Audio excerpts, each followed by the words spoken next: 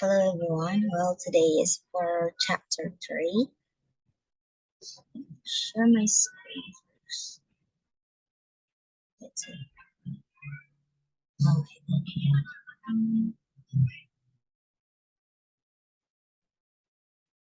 Chapter 3. This is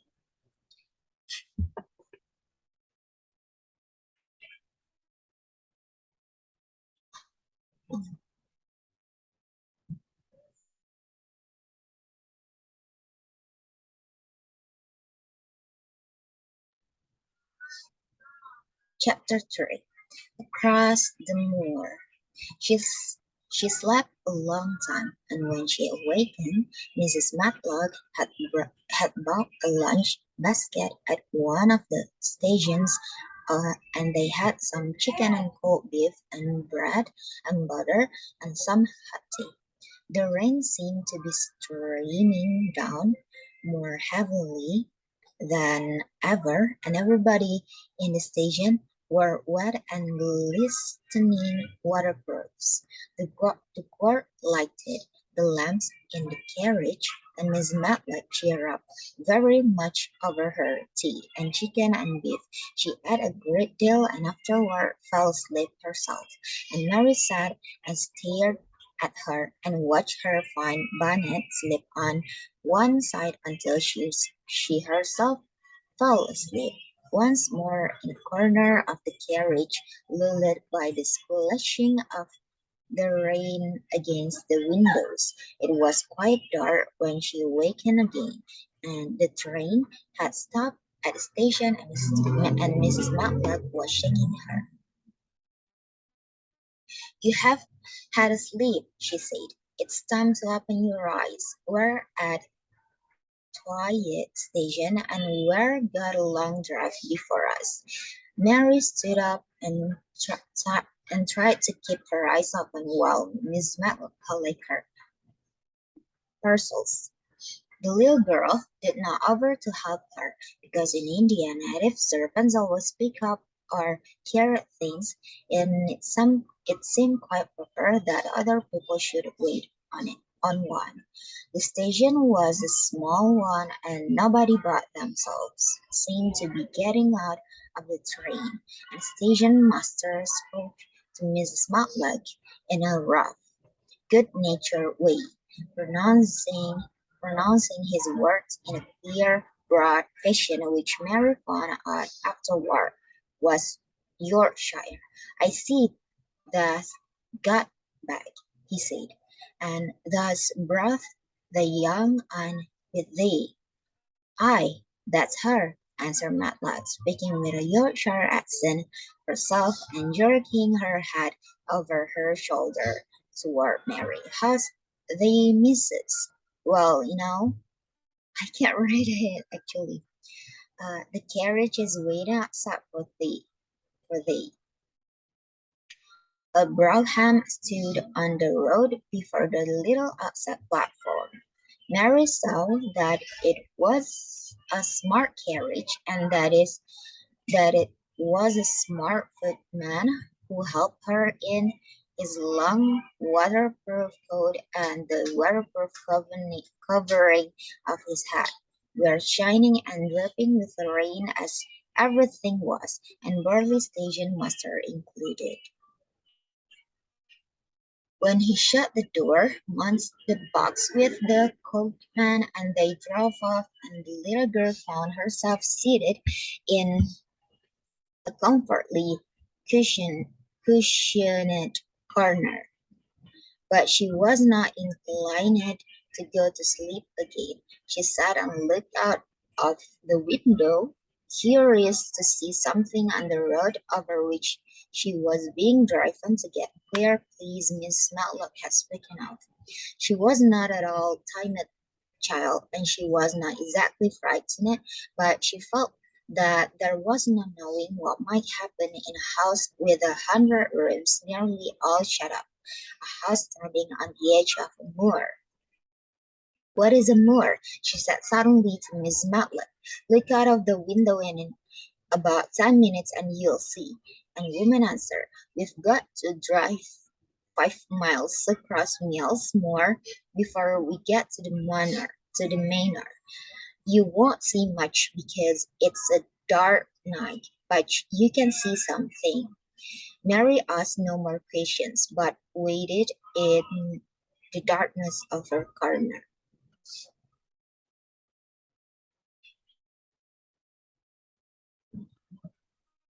I'm sorry. Keeping her eyes on the window, the carriage lamps cast rays of light a little distance ahead of them, and she caught a glimpse of the things they passed. After they had left the station, they had driven through a tiny village, and she had seen whitewashed cottage and the lights of a public house. Then they had passed a cart and a fee carriage and a little shop window or so in a cottage with toys and sweets and odd things set out for sale. Then they were on the high road and she saw hedges and trees. After that, there seemed nothing different for outside, or at least it seemed a long time to her. At last, the horse began to go more slowly, as if they were climbing uphill, and presently there seemed to be no more hedges and no more trees. She could see nothing, in fact, but a dense darkness on either side. She leaned forward and pressed herself, her face, I'm sorry, her face against the window just as the carriage gave a big jolt. We're on the moor now, sure enough, said Mrs. Matlock. The carriage lamp, the carriage lamps shed a yellow light on a rough-looking road which seemed to be cut through bushes and low-growing things, which ended in the great expanse of dark, proudly spread out beaver around them. A wind was rising and making a singular, wild, low, rushing sound. It's not a sea, is it? Said Mary, looking round at her companion. No, not it, answered Mrs. Matlock. No, nor it isn't field or nor mountains. It's just miles and miles and miles of wild land that nothing grows on but heather and gorse and broom and nothing lives on but wild ponies and sheep. I feel as if it might be the sea if there were water on it, said Mary. It sounds like the sea just now. That's the wind blowing through the bushes, Miss Matlock said. It's a wild, dreary enough place to my mind, though there's plenty that's like that likes it, particularly when the heather in bloom. On and on they drove through the darkness and thought the rain stopped and wind rushed by and whisked and made strange sounds. The road went up and down, and several times the carriage passed over a little bridge beneath which water rushed very fast with a great deal of noise. Mary felt as if the drive would never come to an end, and that the wide, bleak moor was a wide expanse of black ocean through which she was passing on a strip of dry land.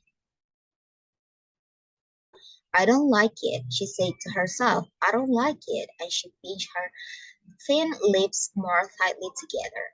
The horse were climbing up a hilly piece of road when she first caught sight of a light. Mrs. Matlock saw it as soon as she did and drew a long sign of relief. I'm glad to see that bit of light twinkling, she exclaimed. It's the light in the lodge window. She shall get a good cup of tea after a bit.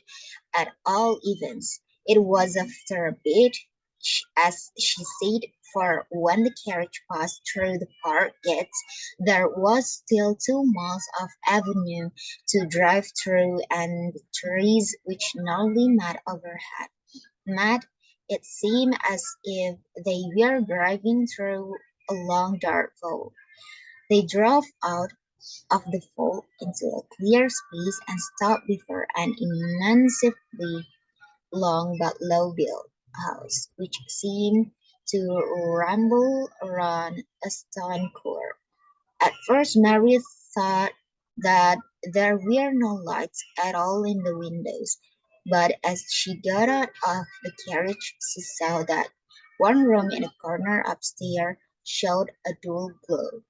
The entrance door was a huge one made of massive, curiously shaped panels of oak studded with big iron nails and bound with great iron bars. It opened into an enormous hall, which was so dimly lighted that the faces and the portraits on the walls and the figures in the suits of armor made Mary feel that she did not want to look at them. As she stood on the stone floor, she looked a very small, odd little black figure, and she felt as small and lost and odd as she looked. A neat, thin old man stood near the manservant who opened the door for them.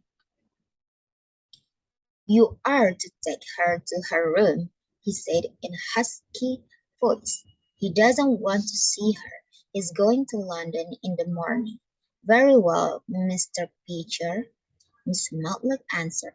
"So long as I know what's expected of me, I can manage." "What's expected of yours, Mr. Matlock," Mr. Pitcher said, "is that you make sure that he's not disturbed and that he doesn't see what he doesn't want to see." And then Mary Lennox was led up a broad staircase and down a long corridor and up a short flight of steps and through another corridor and another, until the door opened in a wall and she found herself in a room with a fire with a fire in it and a supper on a table. Mr. Matlock said unceremoniously, "Well, here you are. This room and the next are where you live, and you must keep to them. Don't you forget that." It was in this way Mistress Mary arrived at Misselthwaite Manor, and she had perhaps never felt quite so contrary in all her life. Cool, that's the end of chapter 3. I'm gonna stop share and see you in the next video.